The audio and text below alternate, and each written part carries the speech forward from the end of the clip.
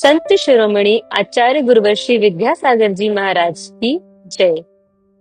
नवाचार्य श्री समय सागर जी महाराज की जय।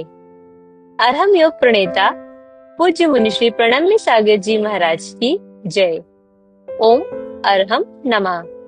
स्वाध्याय प्रेमी बंधुओं, युग श्रेष्ठ आचार्य भगवान श्री 108 विद्यासागर जी महाराज के सरस्वती पुत्र अभीक्ष्ण ज्ञानोपयोगी प्राकृत विद्य अरहम योग प्रणेता मुनि श्री प्रणम्य सागर जी द्वारा रचित नई छड़ाला का अनूठा स्वाध्याय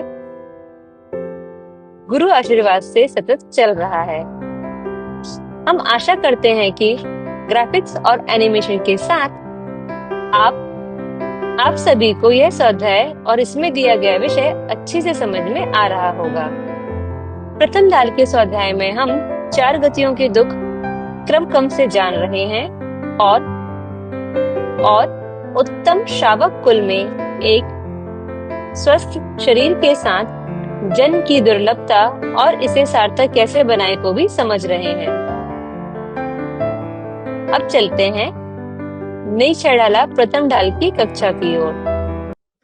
3 लोक में 4 हैं, मंगल शरण व श्रेष्ठ, अरहत सिद्ध व साधुगण, धर्म जैन जग ज्येष्ठ। तीर्थंकर जिन देव की, जिन वाणी को ध्याय, सर्वधर्म संक्षेप से, कहूँ चित्त हुलसाय। अनंत अनंत सिद्ध परमेष्ठी भगवान की, देवादिदेव आदिम तीर्थंकर श्री ऋषभनाथ भगवान की, वर्तमान शासन नायक श्री वर्धमान महावीर भगवान की, परम पूज्य आचार्य गुरुवर श्री विद्यासागर जी महाराज की, आचार्य श्री समय सागर जी महाराज की। प्रतिभव की हर एक आयु, भव परिवर्तन कर दुख पायु। उत्कट मध्यम जघन विभाव, विधि बंधन का वर्तन पाव। इन्हीं 2 पंक्तियों के माध्यम से भव परावर्तन का और भाव परावर्तन का वर्णन किया गया। कल आपने भव परावर्तन का वर्णन सुना। प्रत्येक भव की आयु को यह जीव क्रम से पूरा कर लेता है और उस आयु को प्राप्त करके हर भव में वह अनेक बार जन्म ले लेता है और उसके पीछे का कारण उसके अंदर का वह मिथ्यात्व भाव रहता है। कल आपको कुछ बातें समझ में आई होंगी कि यह संसार का स्वरूप है और जो भव परावर्तन पूरे होते हैं वह उपरिम ग्रेवेक तक जन्म लेने वाले मुनिराज के माध्यम से पूरे होते हैं और वह देवों में जो भव परावर्तन होगा वो उन्हीं के द्वारा पूरा होगा। सिद्धांत को समझना जरूरी होता है और सिद्धांत को सिद्धांत की तरह ही मानना जरूरी होता है। सिद्धांत किसी काल विशेष के लिए नहीं होते, सिद्धांत सार्वकालिक होते हैं। यानी हर काल में हर समय पर इसी प्रकार की स्थिति का बना रहना यह सिद्धांत बताता है। भव परावर्तन का जब यह स्वरूप जानने में आता है तो इस भव परावर्तन में इसी तरह से हमेशा जीवों की उत्पत्ति ग्रेवैक आदिकों में बनी रहना और उनके माध्यम से भव परावर्तन पूरा होना, यह संसार की नियामक स्थिति में आता है। और ये सिद्धांत त्रैकालिक है। जीव इस संसार में मिथ्यात्व के साथ भी रहते हैं और सम्यक्त्व के साथ भी रहते हैं। जीव भव्य भी होते हैं और अभव्य भी होते हैं। उन सब जीवों का परिणमन जानना ये संसार का स्वरूप कहलाता है। तो हम संसार के स्वरूप को समझें, संसार का यह परिणमन स्वभाव किस तरह से परावर्तनों के रूप में हमारे सामने आता है, इसको समझें। जब हम संसार के इन परिवर्तनों की बात करते हैं तो वह एक सामान्य ज्ञान की तरह हमारे सामने आता है। उसमें किसी क्षेत्र विशेष में, किसी काल विशेष में, किसी व्यक्ति विशेष में कोई चीज़ घटित नहीं की जाती। वो चीज़ें व्यापक होती हैं, सार्वकालिक होती हैं, हर समय पर यह सिद्धांत के रूप में बनी रहने वाली होती हैं। इस तरह की बुद्धि बना करके हम इन स्वरूपों को समझें। कोई भी दशा, वह चाहे 31 सागर की आयु को पूर्ण करने वाले ग्रैवैक में उत्पन्न होने वाले मुनिराज की दशा हो या किसी सम्यक दृष्टि मुनिराज की दशा हो, ये सब चीज़ें जो यहाँ बताई जा रही हैं ये किसी एक क्षेत्र के लिए नहीं है, किसी एक काल के लिए नहीं है, किन्हीं व्यक्तिगत, किन्हीं विशिष्ट व्यक्तियों को ध्यान में रख करके नहीं है। ये सभी चीज़ें हमेशा ऐसी ही बनी रहने वाली है। ये सिद्धांत हमेशा ऐसा ही बना रहने वाला है। हर तीर्थंकर की देशना में यही सिद्धांत निकलेगा। अनंत काल के बाद भी देखोगे तो यही सिद्धांत रहेगा। तो इस तरह के सिद्धांत की प्ररूपणा को सुन करके कभी भी किसी एक क्षेत्र में, किसी एक काल में या किसी व्यक्ति विशेष में उसकी परिकल्पना करना, यह अज्ञानता होती है। क्या सुना? ये तो सार्वभौमिक सिद्धांत है, चलते रहेंगे। न जाने कौन से जीव कहाँ क्या कैसे परिणमन करके इस तरह से बने रहेंगे। अब ये इतने शाश्वत सिद्धांत हैं कि इन सिद्धांतों के अनुसार ही जीव का परिणमन निरंतर हमेशा ही बना रहता है। अगर ये सिद्धांत है कि भव परावर्तन करने वाले जीव के लिए 31 सागर की आयु तक पहुंचना और बार बार उसी आयु को प्राप्त करके उन 31 सागर के समयों की पूर्ति करना, तो यह एक सिद्धांत है। और इस सिद्धांत की दिशा में जो ज्ञान दिया जा रहा है वो एक सामान्य सिद्धांत है। ये जो सामान्य सिद्धांत रहता है यह किसी व्यक्ति विशेष पर लागू करके नहीं देखा जाता। क्या सुन रहे हो? कहां ध्यान है? जो सामान्य सिद्धांत होते हैं वह किसी काल विशेष में, किसी क्षेत्र विशेष में, किसी व्यक्ति विशेष में लागू नहीं होते हैं। ये सिर्फ जानने के लिए होते हैं।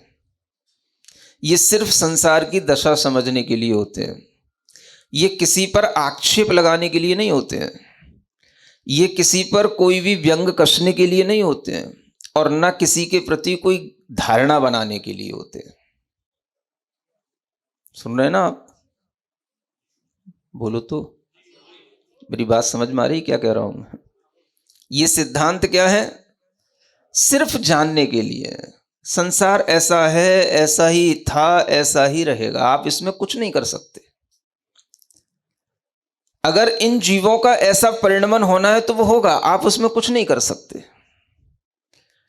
ऐसा नहीं है कि ये अपनी अज्ञानता के कारण से ये मिथ्यात्व के साथ रहते हैं या ये जानते नहीं है कि मिथ्यात्व क्या है या मिथ्यात्व को छोड़ना नहीं चाहते हैं।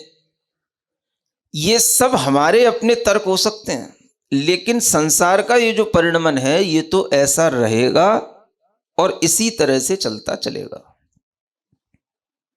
ये पंच परावर्तन का स्वरूप कभी भी बिगड़ता नहीं है। ये ऐसा का ऐसा ही बना रहा है और ऐसा का ऐसा ही आगे आने वाले जो उत्सर्पणी काल के तीर्थंकर होंगे वो भी ऐसा ही बताएंगे।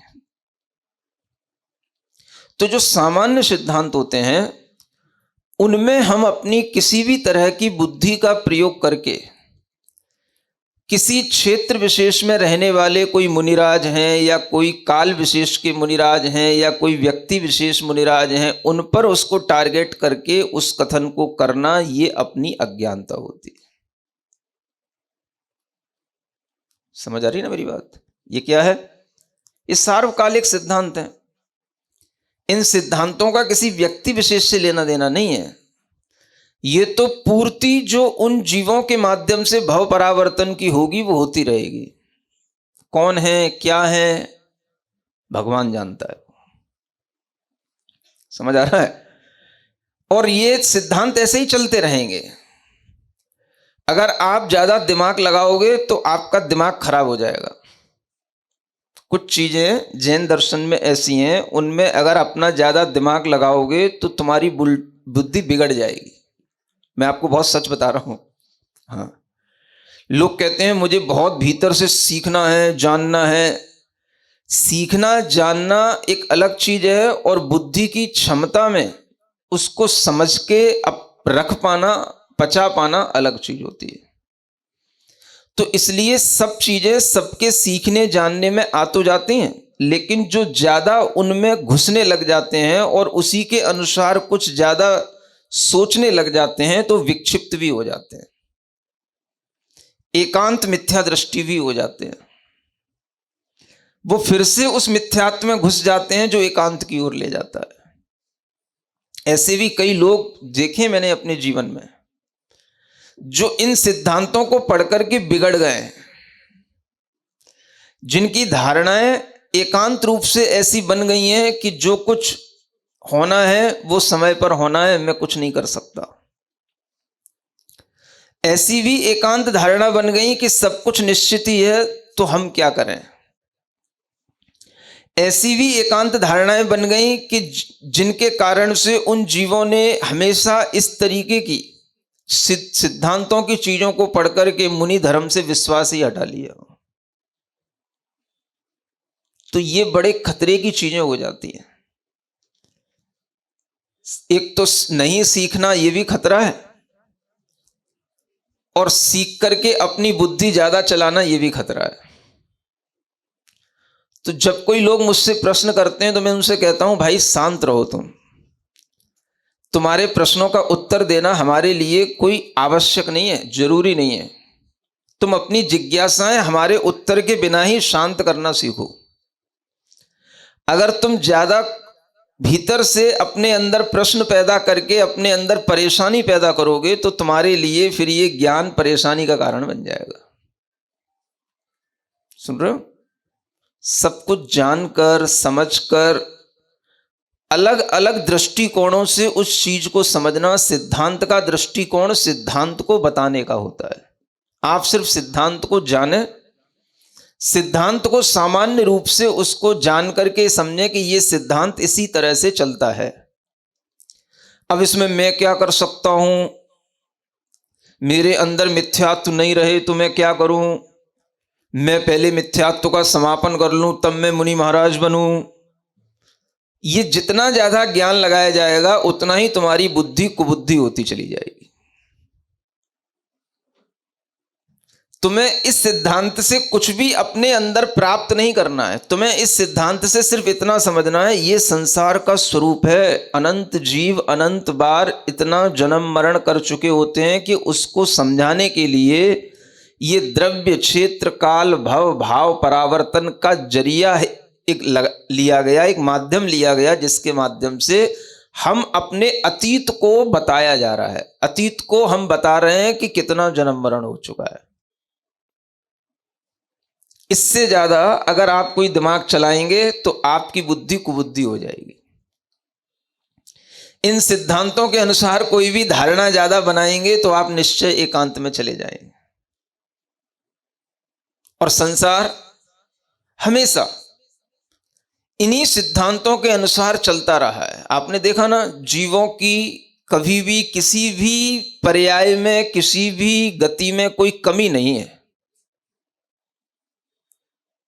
क्या सुना? अनंत जीव निगोद में है तो हैं, वे तुम्हारे पहुंच जाने से या तुम्हारे वहां से निकल जाने से वहां कोई फर्क नहीं पड़ने का।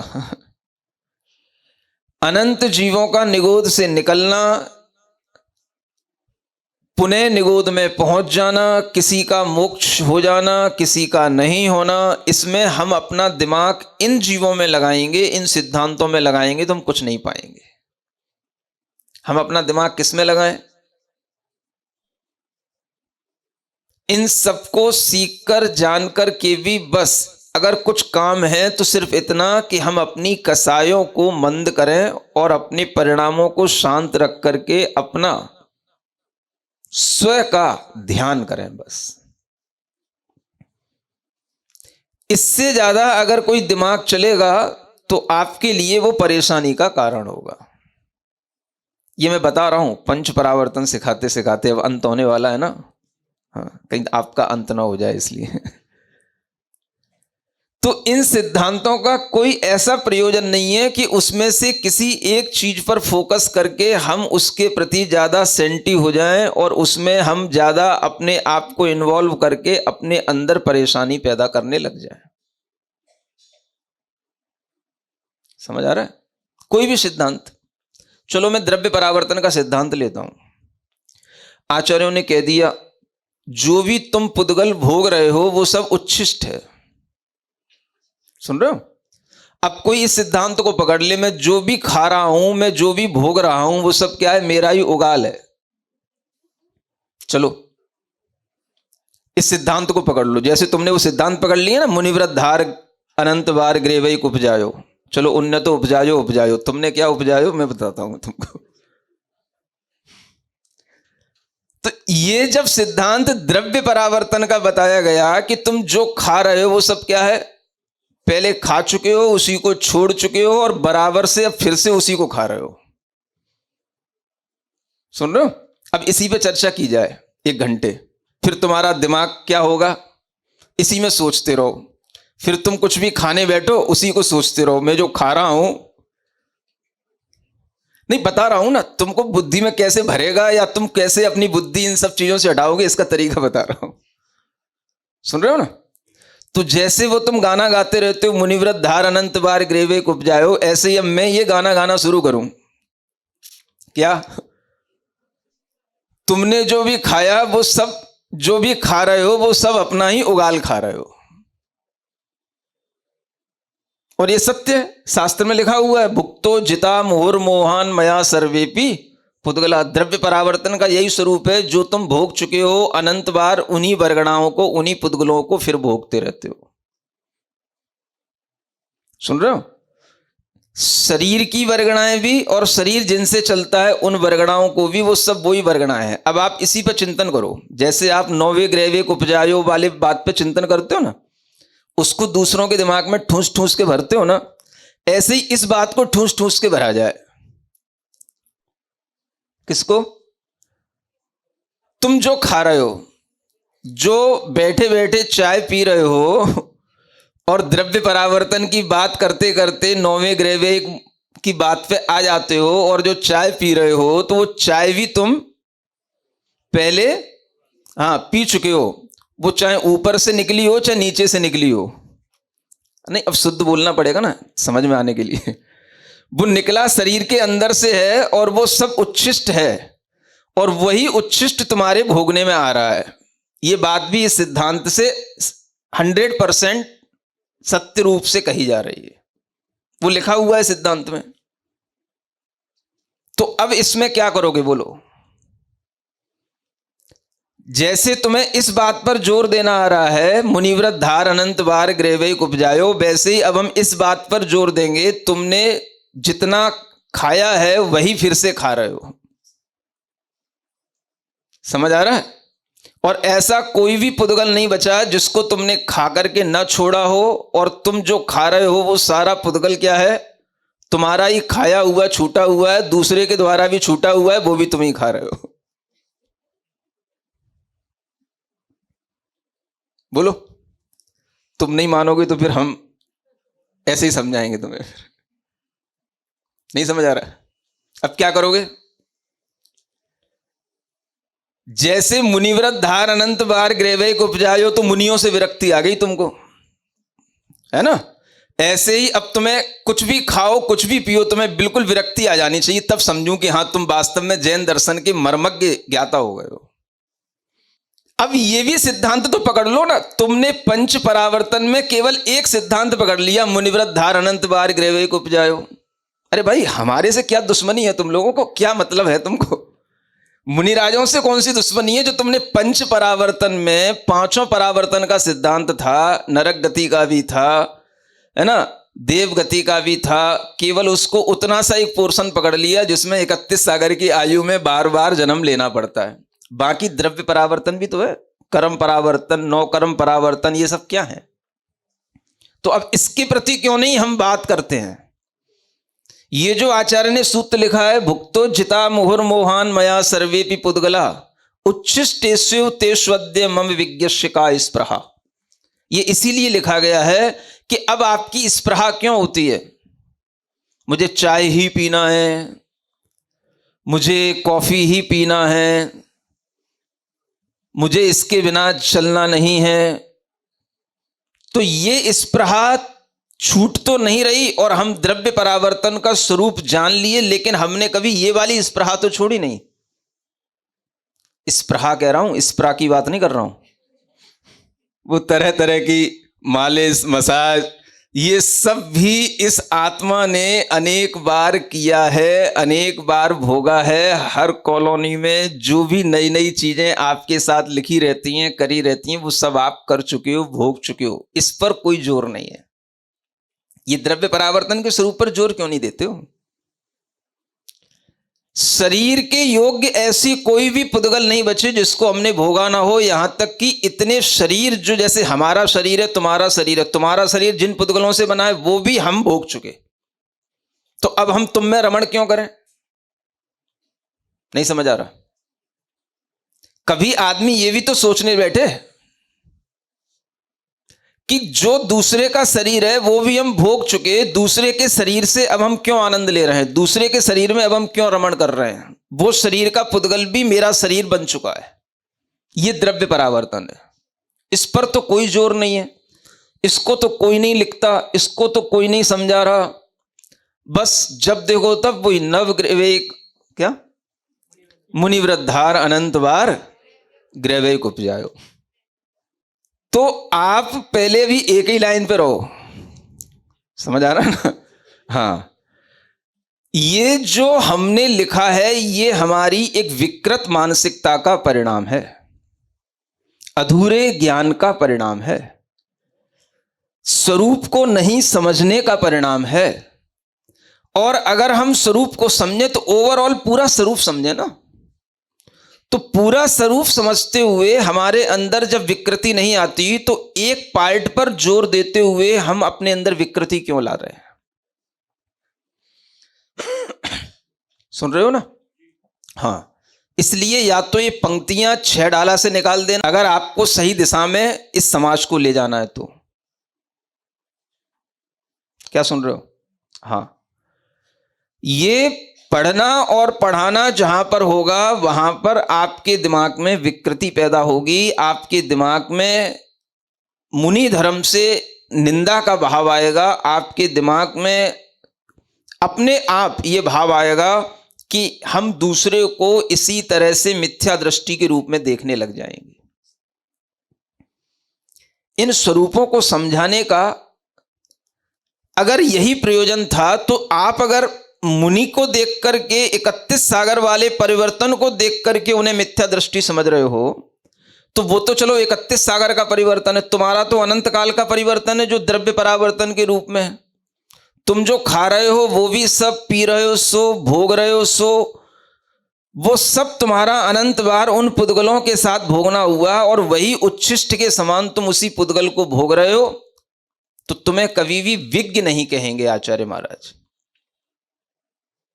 अगर तुम्हारी उन्हीं पुद्गलों को भोगने में इच्छा स्पृहा बनी हुई है तो वो आपको कभी भी विज्ञ माने सम्यक ज्ञानी नहीं कह सकेंगे।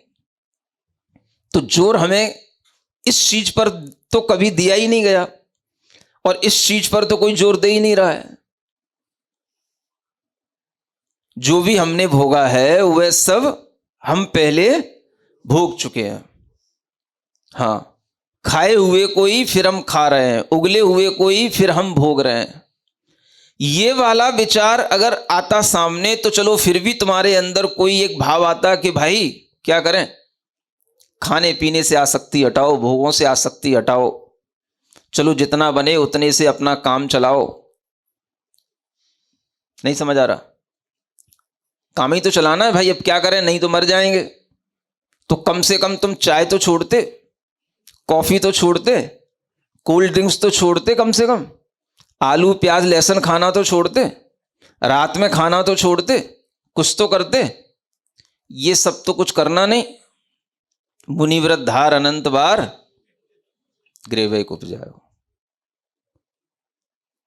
मैं बताना चाह रहा हूं कि ये जो आपको संपूर्ण ज्ञान दिया जा रहा है पंच परावर्तन का, इस संपूर्ण ज्ञान में से आपने कौन सा ज्ञान उठा लिया, ये बताना चाह रहा हूं। और उस ज्ञान को आपने हाईलाइट करके सामने लोगों के लिए क्या परोसना शुरू कर दिया, और इसके पीछे आपका कौन सा उद्देश्य है। अगर आपका उद्देश्य गलत नहीं है तो इसका मतलब है आपका ज्ञान खराब है, आपका ज्ञान सही नहीं है। और अगर आपका उद्देश्य गलत है तो इसका मतलब है कि आपके लिए सम्यक ज्ञान से प्रयोजन नहीं है, आपके लिए वीतराग विज्ञान से ही प्रयोजन रह गया है। जो वीतरागी हैं उनके ऊपर कटाक्षेप करके अपने अंदर वीतराग विज्ञान गृहस्थ दशा में लाने का एक प्रयास इस उद्देश्य के साथ किया जाता है। वो वीतरागी नहीं है। वीतरागी कौन है? जो वीतराग विज्ञान पढ़े सो वीतरागी है, और जो वीतरागी हैं वे तो मिथ्या दृष्टि हैं। देखो लिखा हुआ है, मुनिव्रत धार अनंत बार ग्रीवय को उपजायो। सुन रहे हो? ये जो ज्ञान की दशाएं चल रही हैं, ये जो पीछे छिपे हुए उद्देश्य हैं, ये सामने इसी तरह के व्याख्यानों से आएंगे। और आपको कोई भी पंडित जो व्याख्यान देंगे उनमें ये कोई भी बातें आपको बताने वाले नहीं है। तो आपके सामने ये पंच परावर्तन का ज्ञान है। ये एक इसलिए कह रहा था, ये सार्वभौमिक ज्ञान है, सार्वकालिक ज्ञान है। अगर इस ज्ञान को अपने अंदर आपने समाहित करके यही सोच करके कि मैं सारा जो खा रहा हूं मैं सब भोगा हुआ खा रहा हूं, शुद्ध तो कुछ है ही नहीं होता है। ओम अरहम नमः। आइए आज की कक्षा का क्विक रिवीजन कर लेते हैं। सिद्धांत का महत्व समझते हुए आज हमने जाना मिथ्यात्व के कारण भव परावर्तन होता है और यह उपरिम ग्रेवियक तक जन्म लेने वाले मुनिराज के माध्यम से पूरे होते हैं। इस संसार में जीव भव्य भी होते हैं और अभव्य भी, मिथ्यात्व के साथ भी रहते हैं और सम्यक्त्व के साथ भी। उन सभी जीवों का परिणमन जानना संसार का स्वरूप कहलाता है, जो एक सामान्य सिद्धांत होता है, यानी किसी क्षेत्र, काल या व्यक्ति विशेष पर घटित नहीं होता। ये सभी चीजें हमेशा ऐसी ही बनी रहने वाली हैं, क्योंकि सिद्धांत सर्वकालिक और सार्वभौमिक होते हैं। इन्हें किसी व्यक्ति विशेष पर लागू करना, इनसे किसी भी प्रतिधारणा बना लेना अज्ञानता होती है। ऐसा नहीं होता कि भव परावर्तन करने वाले मिथ्यात्व छोड़ना नहीं चाहते। संसार तो ऐसा है, ऐसा था, ऐसा ही रहेगा। इसमें कोई कुछ नहीं कर सकता। इनमें ज्यादा दिमाग लगाने वालों से बुद्धि विक्षिप्त हो जाती है और एकांत मिथ्या दृष्टि भी हो जाते हैं, जैसे मुनि धर्म से विश्वास हटा लेना या एकांत धारणा बना लेना कि सब कुछ निश्चित ही है, तो हम क्या करें। सीखना जानना अलग चीज होती है और उसे समझकर पचा पाना अलग चीज होती है। हमें सिर्फ सिद्धांत को जानना चाहिए। संसार हमेशा इन्हीं सिद्धांतों के अनुसार चलता रहा है हमें इनसे अपनी कषायों को मंद करना और अपने परिणामों को शांत रखकर स्व का ध्यान करना सीखना चाहिए। सिद्धांतों का यह प्रयोजन नहीं होता कि हम उनमें बहुत ज़्यादा इन्वॉल्व होकर अपने अंदर परेशानी पैदा करें। जैसे द्रव्य परावर्तन का सिद्धांत बताता है कि हम जो भी भोग रहे हैं सब हमारी ही उगाल है। हम सब अपना और दूसरों का उच्छिष्ट ही खा रहे हैं। जिन पुद्गलों को हम भोग चुके हैं उन्हें ही बार बार भोगते रहते हैं। शरीर के योग्य ऐसे कोई भी पुद्गल नहीं बचे जिन्हें हमने भोगा नहीं हो। हम दूसरों के शरीर भी भोग चुके हैं। यह जानकर हमें रोगों से विरक्ति आ जानी चाहिए, उनसे आसक्ति हटानी चाहिए। सिर्फ एक मुनियों के भव परावर्तन को बताना विकृत मानसिकता है, स्वरूप को नहीं समझने का परिणाम है। हमें ओवरऑल पूरा स्वरूप समझना चाहिए। सिर्फ एक पोर्शन से अपने अंदर विकृति नहीं लानी चाहिए। सारे पंच परावर्तन ना बताकर केवल मुनि के अनंत बार ग्रेवियक में उपजना हाईलाइट करना या तो ज्ञान की कमी के कारण होता है या फिर गलत उद्देश्य से। यदि हमारा उद्देश्य गलत है तो इसका मतलब है कि हमारा प्रयोजन सम्यक ज्ञान से नहीं होकर मात्र वीतराग विज्ञान से है। तो चलिए अब हम जिनवाणी स्तुति करते हैं, तत्पश्चात समय होगा आज के सवाल का।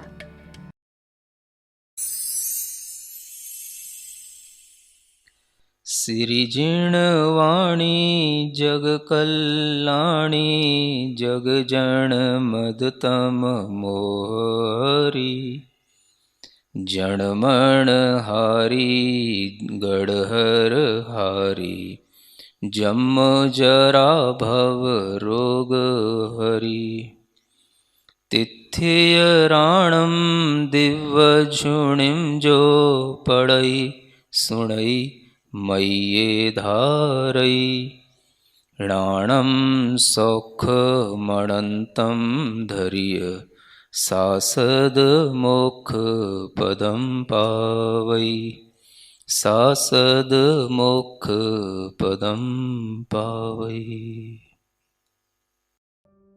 नील छेड़ाला आज का सवाल प्रतियोगिता में आप सभी का स्वागत है। आज का सवाल है, सिद्धांत किस लिए होते हैं? व्यक्ति पर व्यंग कसने के लिए, किसी पर आक्षेप लगाने के लिए, किसी के प्रति कोई धारणा बनाने के लिए, या सही गलत की तर्क संगत नीति पूर्वक पहचान के लिए? कक्षा 37 का सही जवाब है पुरानी छेड़ाला।